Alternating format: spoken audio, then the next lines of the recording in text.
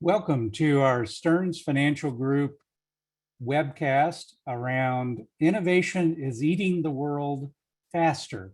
That is a very intriguing title. We have a very interesting discussion we're going to do this morning around that topic. And before we get started, let me mention that we are recording this session. It will be on our YouTube channel within a few days and available for viewing. Also want to mention that anyone who wants to ask a question, please do that in the Q&A section at the bottom of your screen.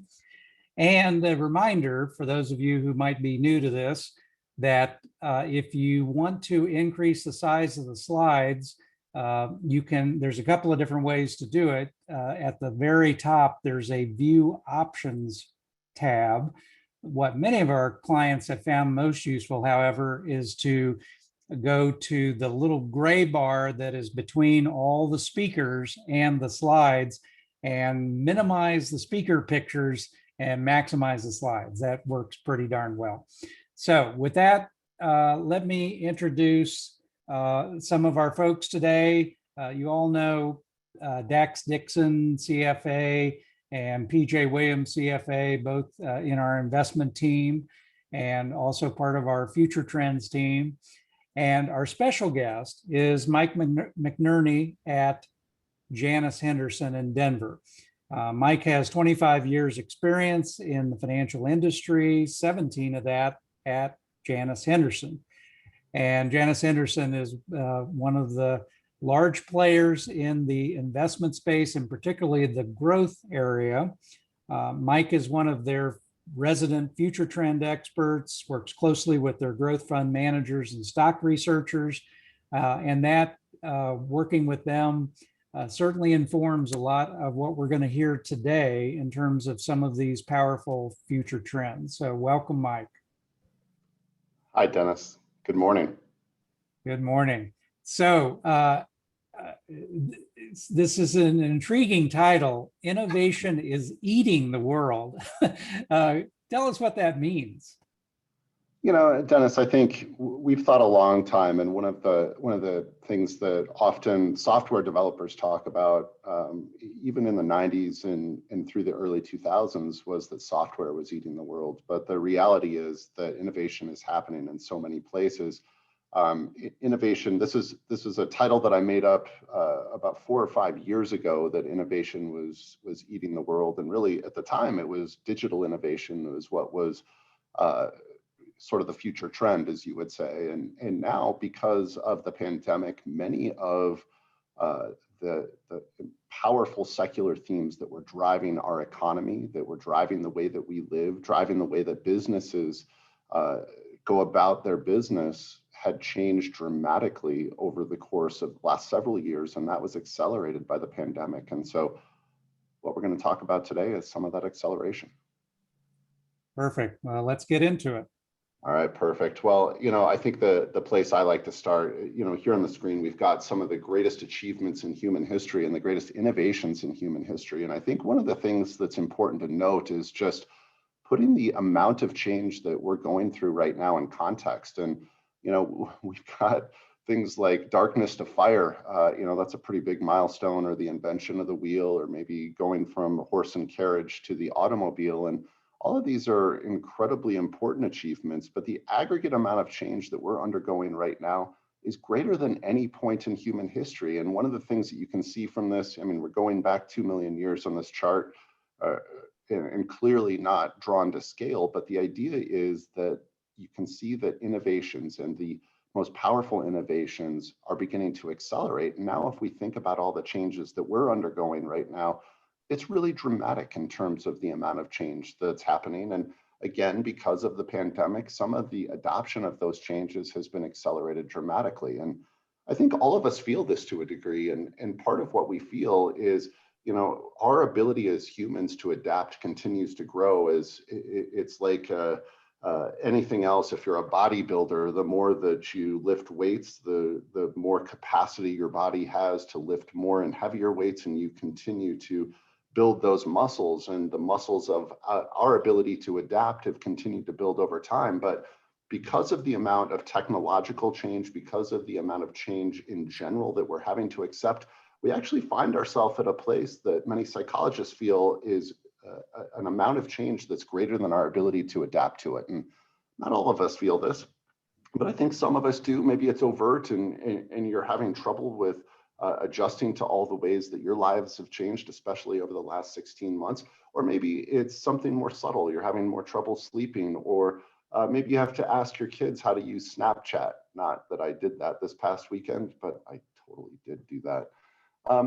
And there are a lot of other changes, right? I think we've done everything from our homes. I'm coming to you from my home in Denver, Colorado, and I've been working from home 4 days a week, 4 out of the 5 days a week that I work, and only going into the office 1 day a week, or I'm exercising from home. Over the course of the pandemic, I bought a Peloton, or I'm getting my entertainment from home. And a lot of us feel that entertainment, especially because we've been starved from it. And maybe it's going to concerts online as opposed to going in person.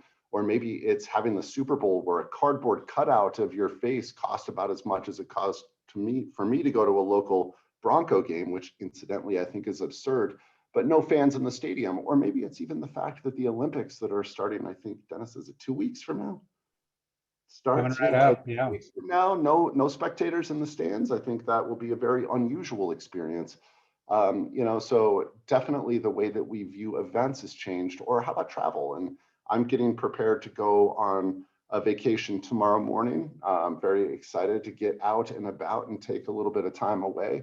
But that's because we're getting shots in arms here in the United States. And it means that people are beginning to open up and travel once again. But we all feel this massive amount of change that's happened over the course of our lives because of the pandemic. But it's not just us that recognizes this change, right? Corporations have seen it as well. On the left, you got Mark Benioff, who is the CEO of Salesforce.com, and he noted that any time that there is a crisis, that it is the catalyst for an enormous amount of change. Or how about Satya Nadella? More than a year ago, coming out in the the first quarter earnings call for Microsoft, and noting that they had already seen 2 years of acceleration in the secular themes that drive Microsoft's business, namely the cloud for their Azure business and software as a service for their Office 365 business. 2 years of acceleration in just the first 2 months of the pandemic. And so you scale that up for the longer duration of this entire pandemic, it's obviously been a massive change for corporations.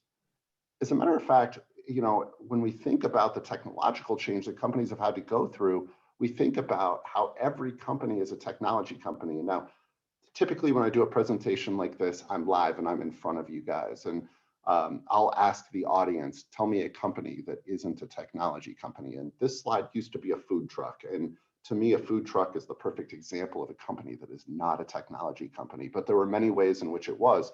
But just recently, one of the audience members in this presentation proposed to me that the flower shop, the florist that's down the street from them, was not a technology company. So I walked a couple of blocks down to my local florist and I asked them, are you a technology company? And at first the gentleman who's the sole proprietor of this business, he laughed at me. He said, absolutely, absolutely not. We're not a technology company.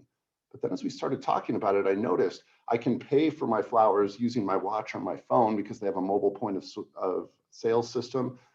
They have automated climate controls, and that's natural. Of course, all of us have air conditioning or heating in our home. But they also, because we live here in Denver in a very arid area, they moderate the amount of humidity in the air for their flowers. They do online advertising. They've got a mobile inventory system. Or how about the fact that if Dennis wanted to send me flowers, or Dax or PJ wanted to send me flowers, which, by the way, guys, that's really thoughtful. You would go to your local florist and order the flowers, and then through the FTD system, my local florist would actually pick up that order and then fulfill that order and deliver it to me at my home. So for many years, we've had this concept of a network of florists that makes them a technology company. So my point is, Every company is a tech company. And if you didn't realize that, and if you weren't technologically forward going into the pandemic, you're a lot like this car that's highlighted in red. You're on the precipice of disaster for your company because you're unable to span what we've long called the digital divide. And that digital divide grew wider through the course of the pandemic because there was such a massive disruption. And it meant that, perhaps you saw a decline in your revenue because you weren't able to service your clients appropriately, or maybe you just didn't have the infrastructure built to allow us to work from home and have a more distributed workforce.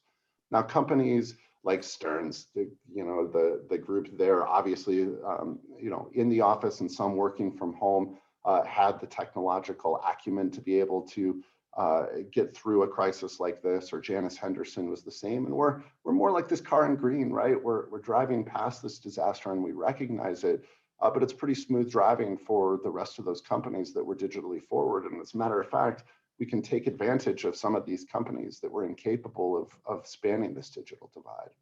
Well, Mike, I was going to say that we definitely have seen a number of our clients who were on the not so fortunate bridge on the right-hand side, Yep. trying to figure things out as they went during the pandemic, and actually are still trying to, in many cases, figure things out as they go. And then others, as you mentioned, smooth going on the left-hand side. So we talk a lot in our firm about technology providers versus tech-enabled companies. And so I think that'll be an interesting conversation as we get deeper into this with you. Yeah, absolutely. And Dennis, one of the things that we think about, we've got a global technology portfolio, and you'll find a lot of companies where, they're not in the technology sector because they are tech-enabled businesses. And without that technology, they'd be incapable of competing within their business vertical or their industry. And so you're absolutely right. And I recognize there are a lot of companies who, they've identified some weaknesses in their business. And I think it's interesting.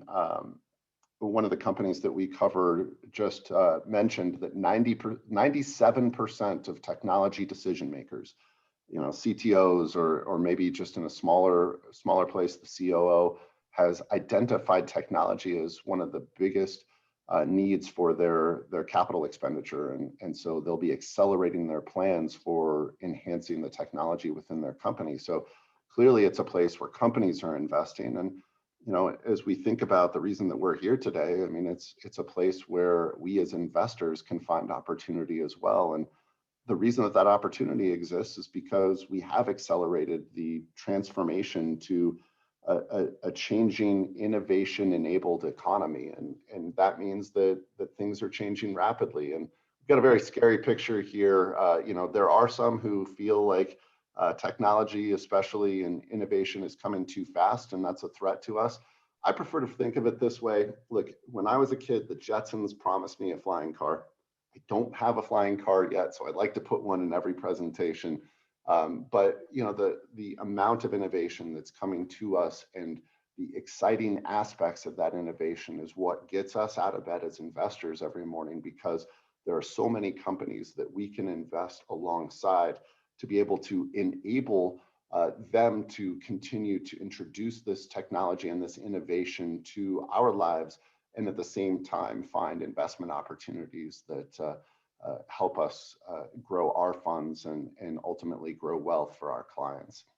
So today we're going to talk about secular growth. And for a lot of you, that doesn't mean anything, right? And secular growth simply means that these are themes that we think will continue to grow regardless of the direction of the overall arching economy. So we don't need a positive economic environment for these themes to continue to power investments.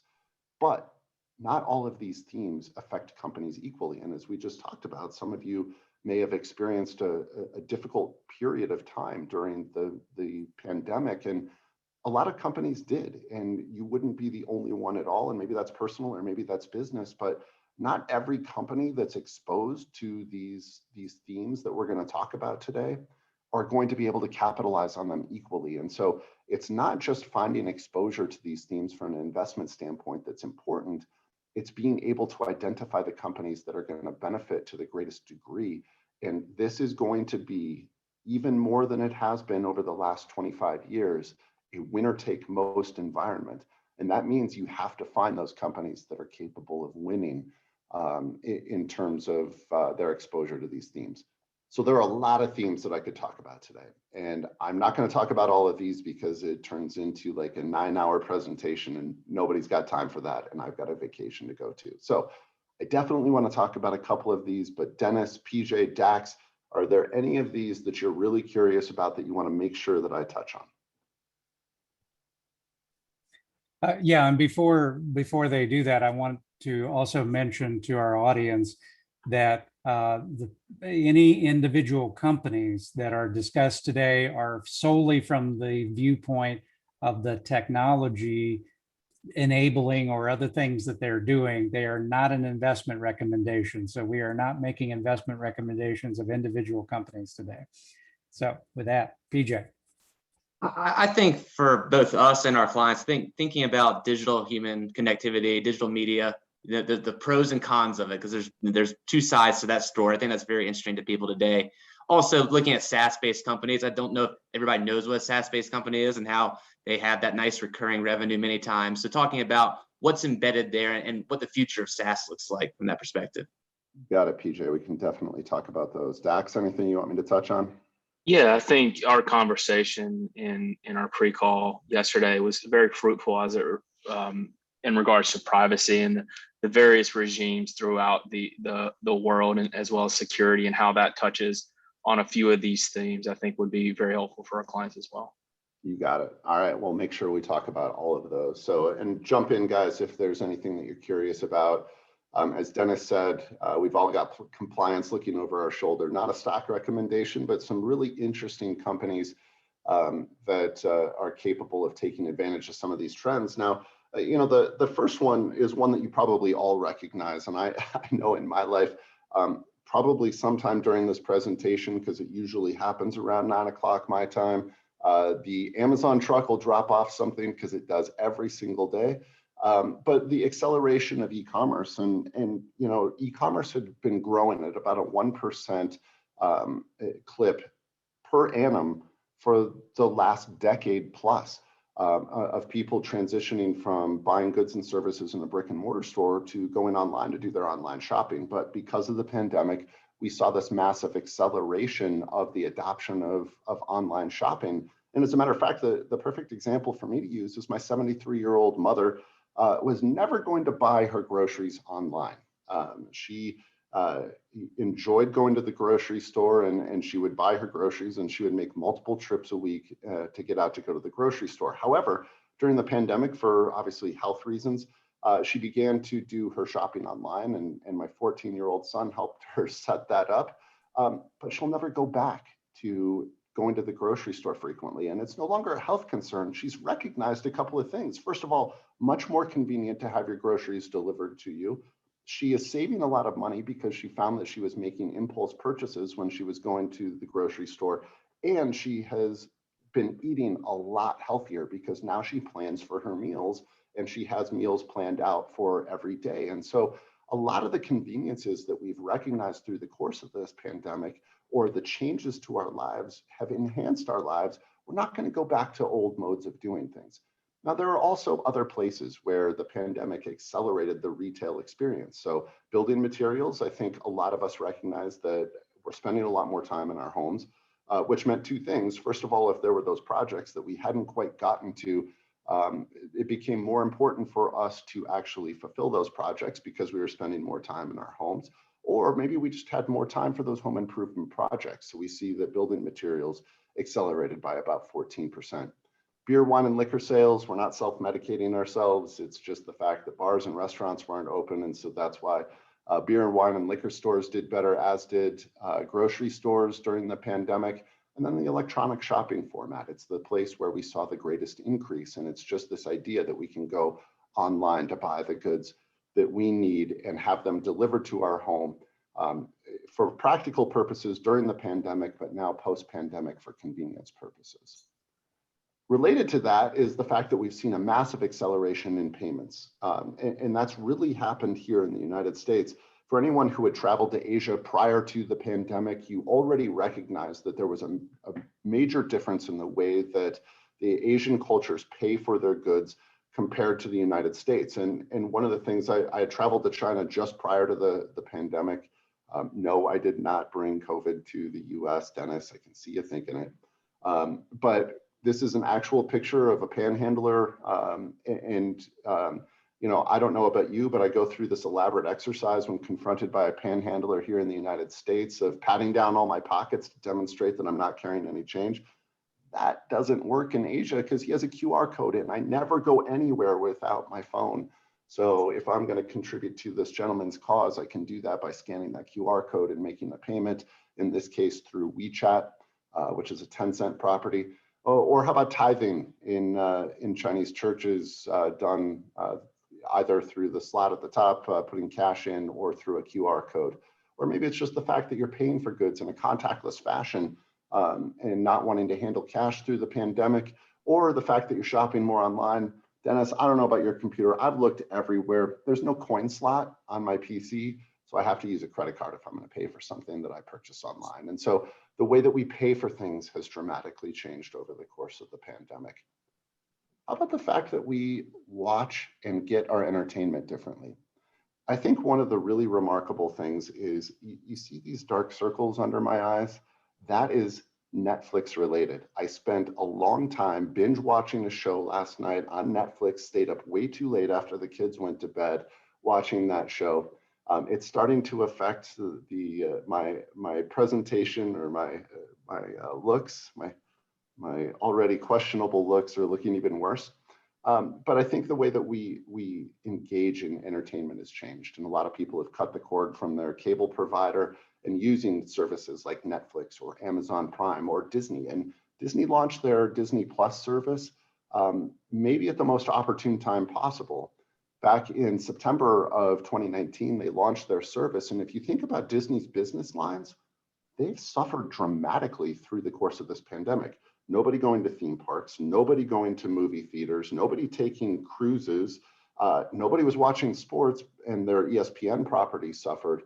The one bright spot on their income statement has been Disney Plus. And when they launched the service, they predicted they would have between 60 and 90 million subscribers by the end of their fiscal year 2024. They hit that mark, the low end of that mark, in May of last year. They now expect to have between 230 and 260 million subscribers by the end of their fiscal year 2024. And if you think about what separates a company like Disney, Netflix has had to build their content library, right? Disney had the greatest content library on earth on day one, and they continue to expand that content library. And if you're a Star Wars fan, for example, there are many live action Star Wars series that you can now view on a service like Disney Plus. So the way that we consume our entertainment has changed dramatically, just like the way that we consumed our news had changed over the last decade. My children, when they were born, I bought a newspaper on the day of their birth, and recently I showed my 12-year-old the newspaper from the day of his birth, and he confessed to me, and I'm a little ashamed of this actually, it's the first time he had ever seen a newspaper. Frightening. PJ, I think you mentioned this digital human connectivity, and this one I think is really interesting, and I think all of us feel this. That over on the right, this chat conversation that we had mocked up here contains a really important statistic. Over a 600% increase in the number of text messages that are delivered on a daily basis during the pandemic.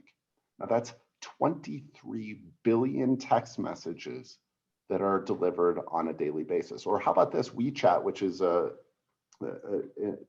social media platform in China, 45 billion instant messages or what would be considered a text message delivered on a daily basis. Instagram, 90 million photos that were delivered, 4 billion snaps sent. As I mentioned, I just learned about Snapchat last weekend. Still don't totally understand it.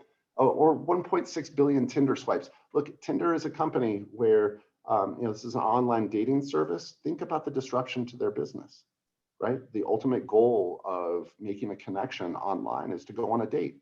Well, if you can't go on a date with somebody, it's dramatically changed the use case for that business. And Match, who owns Tinder, had to change their platform to allow video dating. And so they added that capability during the course of the pandemic. And now the video dates is now the most popular path to going on a live date of meeting somebody through the application, doing a video chat to get to know that person, and then meeting them in person. And so the way that online dating has changed dramatically. And PJ, I don't know if there's any other aspect of this that you want to touch on, but definitely the way that we communicate for business or for personal reasons has changed pretty dramatically. It definitely has changed how we communicate with people, how we interact with people. What are your comments or thoughts about, is this all good? A lot of people, you've seen I think the documentary, might be on Netflix, about the social dilemma. And so the negative sides of all this interaction, and the fact it all is going through electronic, digital communications, as opposed to in person, sitting down, having a nice cup of coffee, a drink, or something like that. Yeah, I think that there are aspects that are prohibitive to the social norms that we've all gone through, right? And I look at my children as probably the best examples of this, where my kids will text one another when they're in the same household, and I want them to talk to each other, or instead of calling their friends, they're having text conversations, or they're sending video messages. And I prefer for them to have this discourse, this interaction, because at some point in their lives, it's going to be required, right? And we joke around about dating, and I worry my 14-year-old son is probably on the precipice of reaching that point where he's going to want to talk to girls. You actually have to talk to them in person, I've mentioned a few times. So I think that there are benefits and there are detriments, right? During the course of the pandemic, I was capable of talking to my father, who doesn't live nearby, and we found that our relationship is strengthened because of the ability to use some technology to allow us to talk much more frequently and to actually interact over video, as opposed to just talking on the phone. So that's great. There are other cases where I don't want to do another Zoom happy hour. I would actually like to go out and meet with my friends and see them in person. So yeah, there's good and bad. And, we talked a little bit about privacy, PJ. I think that's the other piece, that there's nothing private about your interactions online. And I get concerned, especially for people who have an assumption of privacy. None of what you do on Snapchat or Twitter or Instagram or any of these social media platforms should ever be considered private. And so to me, I don't have a lot to hide. At the same time, if you look me up on social media, you're not going to learn a lot about me personally. Mm-hmm. PJ, another one that you wanted to talk about, and I typically don't spend a lot of time on this. And the one aspect, software as a service, is just simply delivering software in a different mode, right? And let's think back to, I think all of us are old enough to remember when you got software on a CD and you had to plug it into your computer. And now my computer and every computer in my home doesn't even have a CD drive anymore. So you couldn't even do that if you wanted to. But then, you think of Microsoft Office products, Excel, Word, etc. You would get the CD and you'd plug it in, you'd have the little code that you had to punch in, and then you could install that. And then maybe PJ would share that CD with Dax, and then Dax would share it with Dennis, and Dennis would finally share it with me.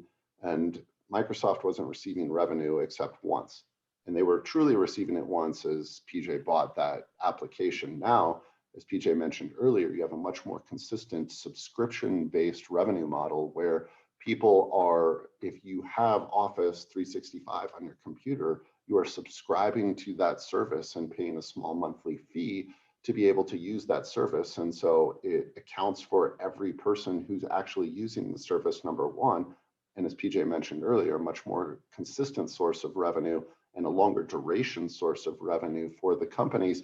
And frankly, from my perspective as a consumer or as a business, it's a much more fair way for them to account for the people who are using their services. One of the really attractive aspects of this business, the real nerds in my business are the analysts, and analysts get very excited about companies that are growing at a high single-digit compounding annual growth rate. So if you've got a 7, 8, 9% compounding annual growth rate over a long duration of time, that gets analysts excited about the investment opportunity. SaaS spend, the compounding annual growth rate for software as a service, has averaged 25% for the last decade. That means that is growing at a 25% clip per annum over a decade. When you talk about the investment opportunities that exist there and the better consistency that we see from a revenue perspective, this becomes a very exciting investment opportunity for us, as all of these themes have. Yeah, and Mike, just a comment, we have a couple of audience members who are actually deep in the software as a service business in various capacities. So it is a pretty interesting area, and we have a number of clients who actually are looking to possibly enter the business in different capacities. So again, do you see these growth rates continuing at the same level? Yeah, even you see here that this data was published in 2020, but the estimates for 21 and 22 were still those 25% compounding annual growth rates. But no, as a matter of fact, Dennis, I don't see them continuing. I see them accelerating. Wow. Right. So, there are a lot of people who engage in software development, and I told you that this concept started as software is eating the world, right?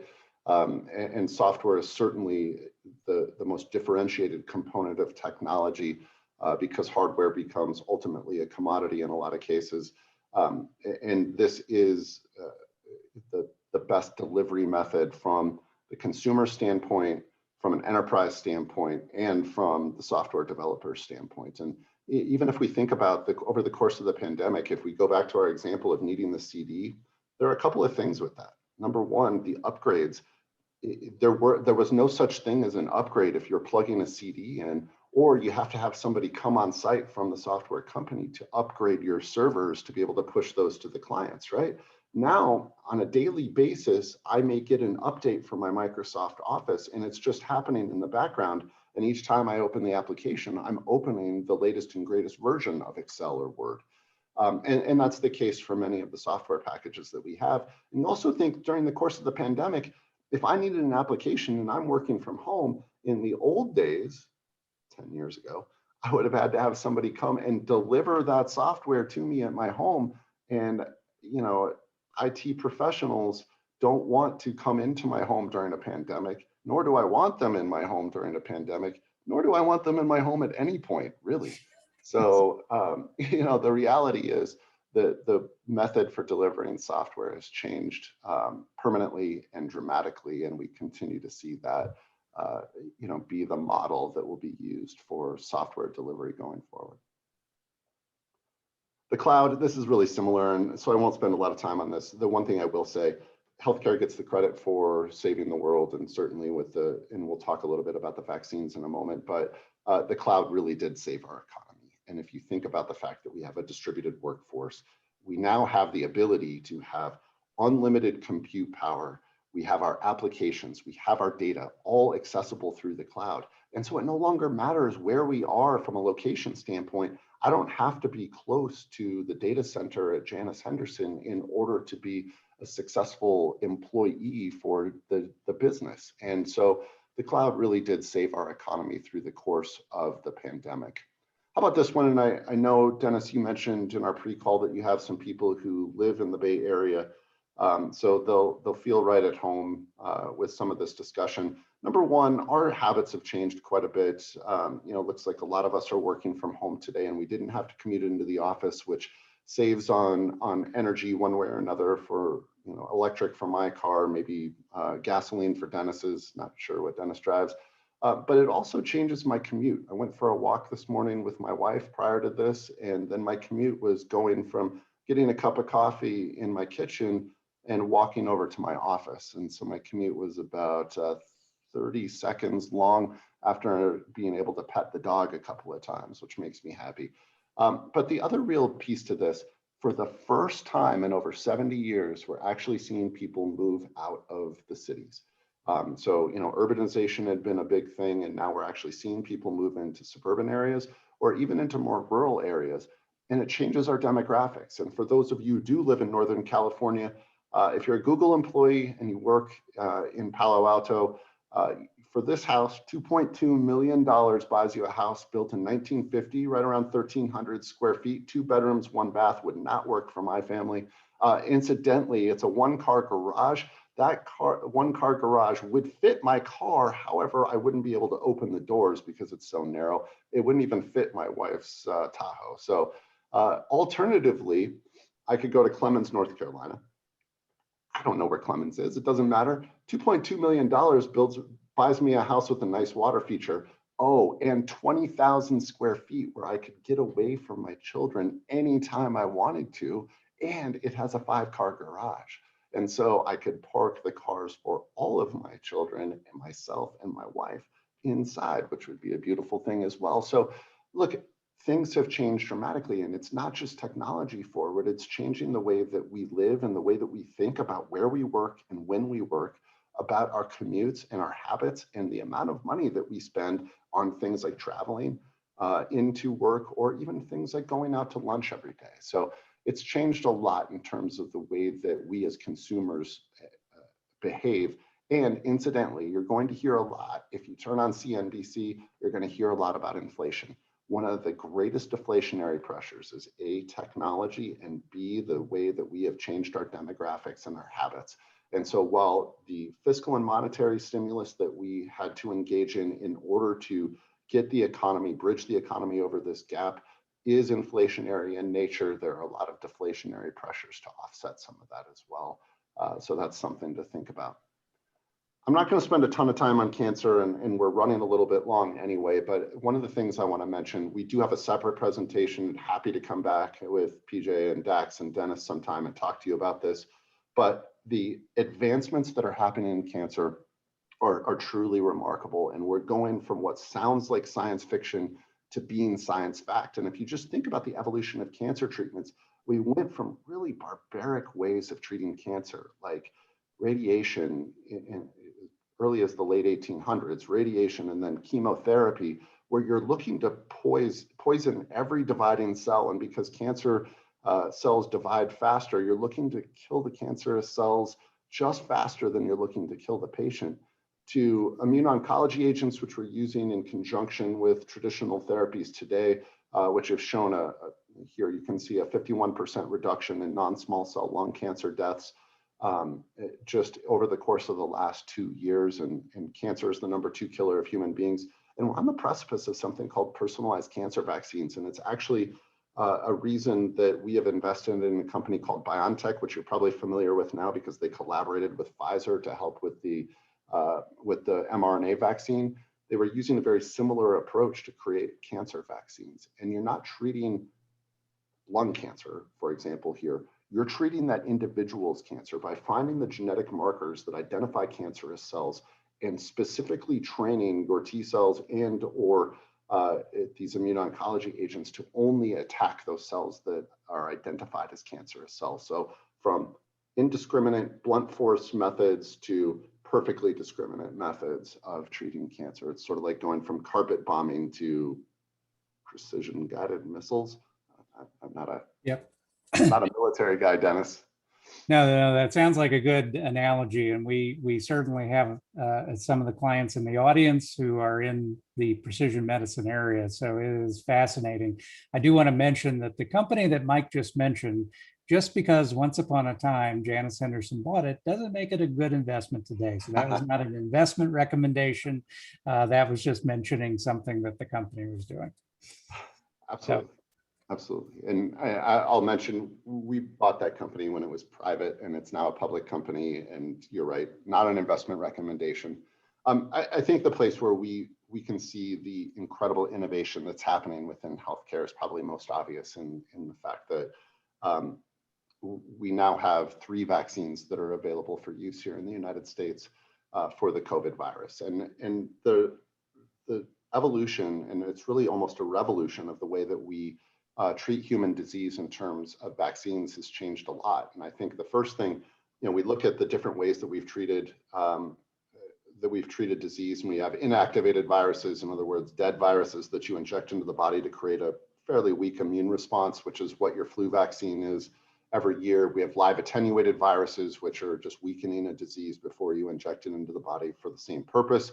You have subunit proteins, which is the way that the Johnson & Johnson vaccine has been built, which is a more traditional method of providing a vaccine. Toxoid vaccines, we won't get into. DNA and mRNA vaccines are really fascinating, and that is what you've been delivered for COVID-19 with the BioNTech and Pfizer collaboration, as well as the Moderna vaccine.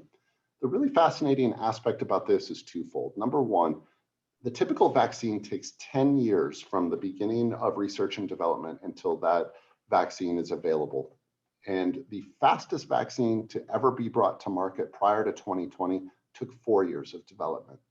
We took less than 7 months to get vaccines available here in the United States. Now, of course, we had to fast track those clinical trials, but one of the other aspects that I find really remarkable is Moderna had the serum 48 hours after they received the genetic makeup of the COVID vaccine. So after they got the genetic sequence of the COVID disease, they had their serum for their vaccine 48 hours later and were ready to begin testing. So a really remarkable acceleration of the innovation that's happening within the healthcare sector.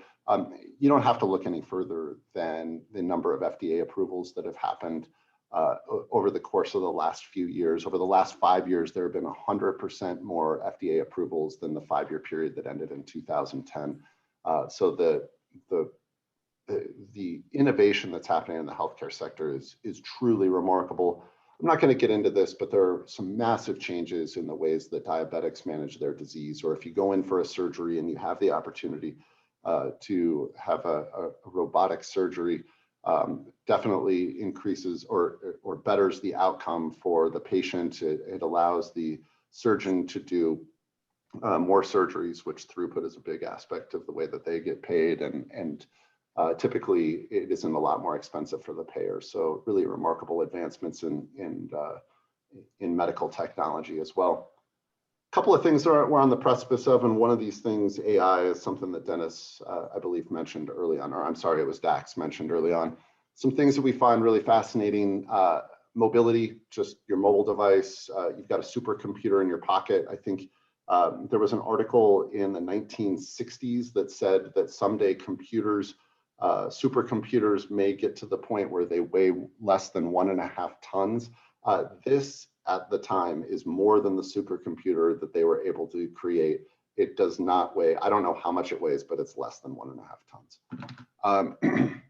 Artificial intelligence, certainly there is a lot of progress in terms of AI, and AI is an enabling technology that allows a lot of other advancements. Gene therapy, there are 7,000 genetic diseases, only about 5% of which have a cure or a therapy, and gene therapy has the promise of, in a really cool method of being able to address those diseases. And it's one of my favorite things to talk about. So if you guys want to talk about it, it'd be cool. Early cancer screening, really important. If you diagnose cancer in stage 3 or 4, you have a 21% 5-year survival rate. If you identify cancer or in stage 1 or stage 2, you have an 89% 5-year survival rate. So catching cancer sounds wrong. Yeah. Identifying cancer early is incredibly important.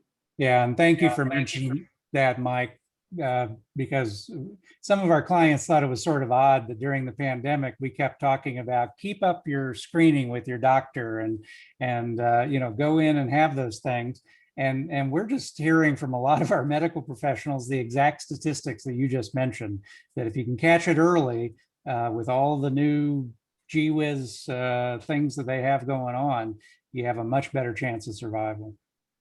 Yeah, Dennis, I tragically have a friend who passed away in 2012 of metastatic melanoma, and if he were alive today, and he actually caught or identified the cancer, diagnosed the cancer fairly early in its progression.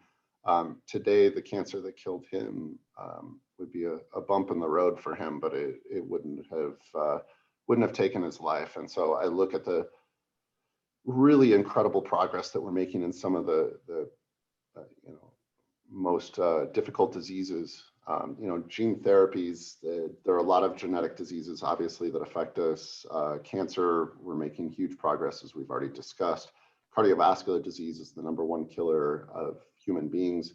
Of course, heart attacks and strokes being the primary reasons there. And there have been some really interesting advancements made there with PCSK9 inhibitors and some other advancements there that are helping to address that. There are other things. Proteomics is complicated, but protein-based therapies, and then blockchain. Here's another place where blockchain we tend to think of it as cryptocurrency, but blockchain has a lot of other applications aside from crypto that is pretty compelling as well. So these are the things on the horizon, and I'm going to touch on a couple of other things. Look, hopefully you guys, I told Dennis and PJ and Dax as we prep for this, that if you guys felt like this was a financial presentation the whole way through, I failed. This is where the rubber meets the road, though. If you're not investing with the most innovative companies, you're not getting the full return on your investment. And here we just stripped out only took out information technology from the broader market. So we look at the S&P 500 over the last year is relatively flat. If we just take out technology, that doesn't account for healthcare. It doesn't account for companies like Amazon that are in consumer discretionary. It's just the technology sector, and you can see the contribution that technology has made to the returns on the sector. And so investing in these innovative companies is really important. I'm going to skip that slide and come back to it. All of us in business school, Dennis, PJ, Dax, and I heard PJ and Dax are both CFAs. So a lot of what we learn is companies have to grow their revenue, so grow their sales, in order to build a profitable business. And as they are able to improve their operations, their profitability grows, which drives free cash flow, which ultimately is what makes a stock price increase, right? I would put as the foundational element to all of that, something that nobody picked up in their business school learning, and that's that you have to have an innovative product, an innovative service, or an innovative business model, or you'll never be able to capture more market share or see your market expand, which means that you'll have revenue growth ultimately. So the most important factor in seeing a company grow and ultimately a stock price increase is innovation. It's the foundational element. Now, why we invest with the innovators, it's really important. And I think innovation, there's two things to this. First of all, pessimists always sound smarter. So if you hear on CNBC, a lot of times you'll hear a lot of pessimistic views, for example. Pessimists always sound smarter. And so people tend to give pessimistic viewpoints. But the other piece is oftentimes the amount of innovation that's happening is underestimated by everyone. I'm going to pick on the New York Times here twice. It's coincidental. I don't mean to pick on them, but Dax, I'm going to come to you with a question in just a minute, so get ready.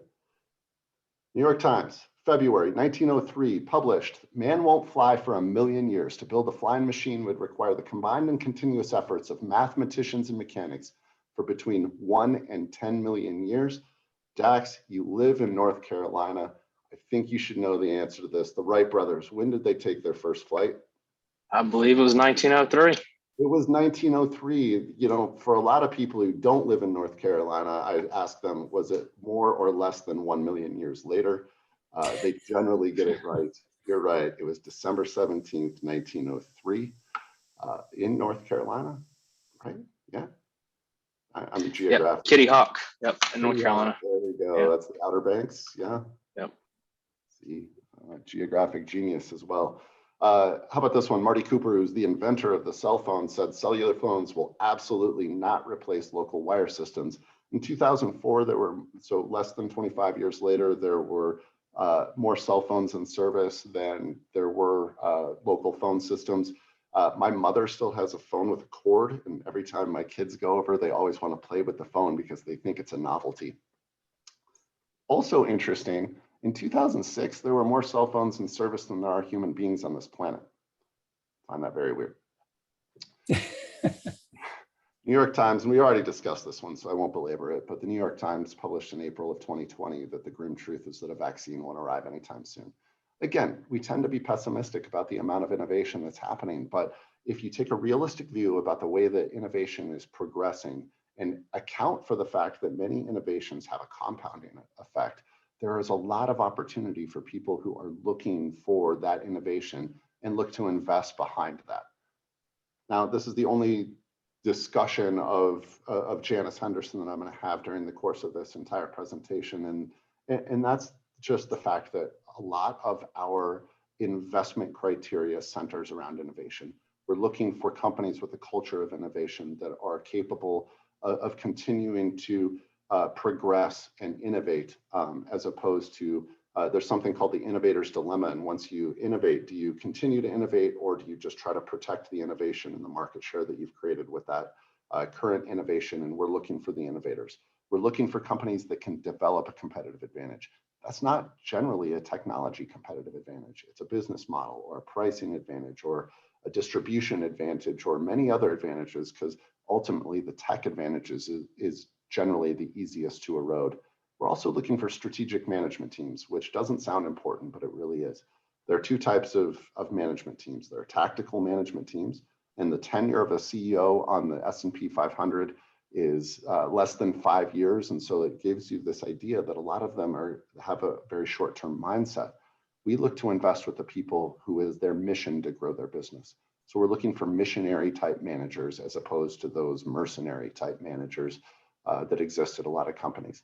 And if you can find if we think of these things in a Venn diagram, the place where all of this overlaps, that's the kind of company that we think will have the ability to grow over time.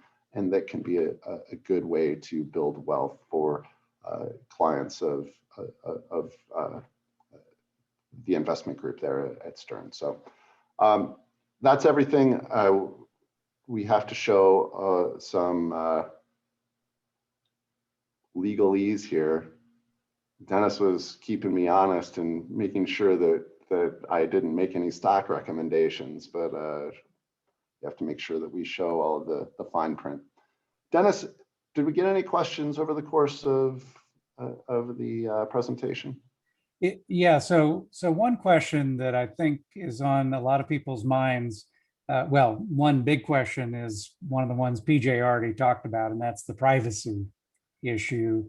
I think you probably addressed that as much as we can, and the question of what should be done about that that doesn't create other problems in some other area. Go for it if you want to talk about that. But the other question that came up was around blockchain, and a lot of people equate blockchain with cryptocurrencies, which clearly there's a big connection there. Sure. But blockchain's a big area outside of crypto, and so elaborating on that. Yeah, so let's take your questions in order. I think in terms of privacy, there are different thoughts on privacy in different areas of the world. And this is something that Dennis, PJ, and Dax and I talked about when we met before. And it's, in Europe, there are much more stringent privacy laws that are going into effect. In the United States, we're somewhere in the middle ground in terms of legislation that's being introduced in order to enforce or give people the expectation of privacy. And then in other countries, especially in Asia, think China, there's no presumed privacy whatsoever. And everything that you do online is assumed available. And I think from my recommendation in terms of the way people should think about their privacy, assume that you have none. And anything that you post online in any social media platform in any way that you communicate digitally is something that you should presume is public information. And that's not to say that necessarily it is, but it's to say that there is a record of it. And in some circumstance that might see the light of day. And so you shouldn't presume any privacy. I mentioned, and if you look for me online, you're going to find very little information. And that's because I value that privacy from a personal perspective. And you can learn about me professionally, but I think you would be challenged to learn about me personally. And that's because I do value that privacy. Second question on blockchain, Dennis, I think it's really interesting. There are a lot of places aside from cryptocurrency where blockchain is in use.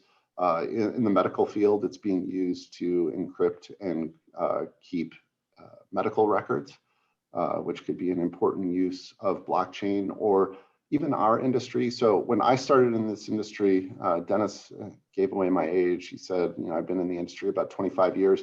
We used to, at the very start of my career, we had something called T+5 settlement. And that meant that you would make a trade and then that trade would settle 5 days later. And we made a big move to T+3 a couple of years into my career. And then we moved to T+1. So trades would happen the day after. And that was really fast. And I will tell you that we are getting very close to having markets that are open 24 hours a day. And we're getting ready to go back to T+5. And that is T+5 milliseconds. And those transactions will be done through blockchain. And they're virtually instantaneous, and settlement happens instantaneously. And so and Dennis, I think it was you that mentioned earlier, there's this huge discrepancy between technology that is innovative and then technology that is innovative and enabling. And blockchain is one of those enabling technologies, along with things like artificial intelligence, that allow us to find new applications of that technology to enhance every business. And look, every business in every industry can find ways where the innovations that are being discovered and brought to market can benefit their business. And the financial industry is using blockchain to create secure and instantaneous transactions. So Mike, we also have some healthcare questions that we're probably not going to have time to get to all of them, but one possible theme here is the fact that you mentioned the cancer therapies and that you have a lot of other cancer information. If someone you loved was diagnosed with cancer today, how would you go about the process of figuring out who was best to treat it and how? How would I do it, or how should your clients do it?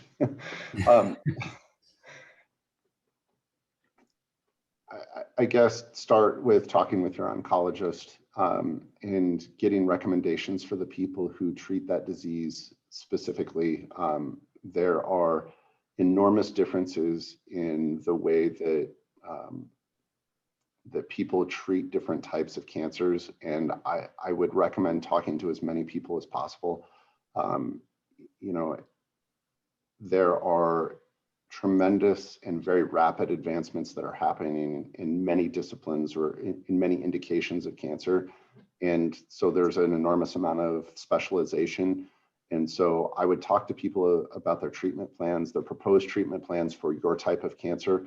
I would make sure that they are screening for cancer. When I talked about that cancer screening, it's not just screening for detecting cancer, but also for being able to understand the specific cancer that you have and the best treatment options that are available. So it's diagnosis and it's building a treatment plan based on your individual cancer and not just taking the playbook that's used for everyone else. But I would advise talking to as many people as possible and trying to find a specialist in the particular cancer that you have. Yeah, I think the genesis of the question from one of our audience members had to do with the fact that they went through this recently, and their viewpoint is that their knowledge level is very uneven around the industry because things are moving so quickly.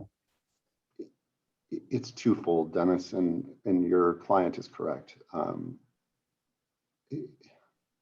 I'm trying to find an analogy that really works, but you know, it's like taking your car in to get it repaired. You want somebody who specializes in the repairs that your car needs, but at the same time, like all of us are good at some things and not good at others. And like anything else, there are good doctors and there are less good doctors. And it's finding somebody who you're comfortable with and whose treatment plan is based on the knowledge of the industry and the knowledge of your particular disease. That's why I suggest talking to as many people as possible and finding the right doctor for you and the right treatment plan for you.